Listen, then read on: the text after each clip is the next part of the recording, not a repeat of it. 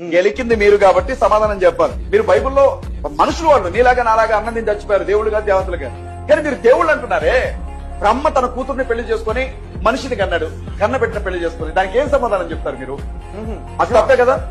ఇంద్రుడు ఒక ముని భార్య దగ్గరికి వెళ్లి ముని రూపంలో ముని భార్యను చేర్చాడు, ఒళ్ళంతా కళ్ళు శాపం తెచ్చుకున్నాడు.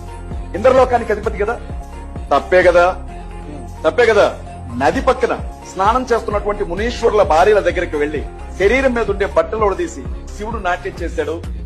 మునీశ్వరులు వచ్చి మా భార్యలకి నువ్వు అంగాన్ని చూపిస్తావా అని చెప్పి నీ లింగం తెగిపడుతుంది అని అన్నాడు. మరి అది తప్పే కదా, అతను చేసింది తప్పే కదా. శివుడు విష్ణువు ఇద్దరు ఒకరి మీద, శివునికి విష్ణువు మీద ఉన్న మోహిని రూపంలో ఉన్నప్పుడు ఆయన కలిగినటువంటి ఆ కోరికను బట్టి అయ్యప్ప పుట్టాడు కదా. హరిహర సుతుడు అంటారు కదా. హరి అంటే విష్ణువు, హరుడు అంటే శివుడు. శివునికి విష్ణువుకి ఇద్దరు మగాళ్ళకి ఇంకొక మగాడు పుట్టాడు అని అంటే మరి తప్పే కదా. మరి అడగరా? బైబిల్లో మామూలు మనుషులు చేసిన తప్పుల గురించే నువ్వు పాయింట్అవుట్ చేసి మాట్లాడుతూ ఉంటే మరి మీరు దేవుళ్ళుగా కొలిచే వ్యక్తుల ప్రవర్తన గురించి ఎదుటి వాళ్ళు అడగరా? అప్పుడు మీకు కష్టం అనిపిస్తుందా?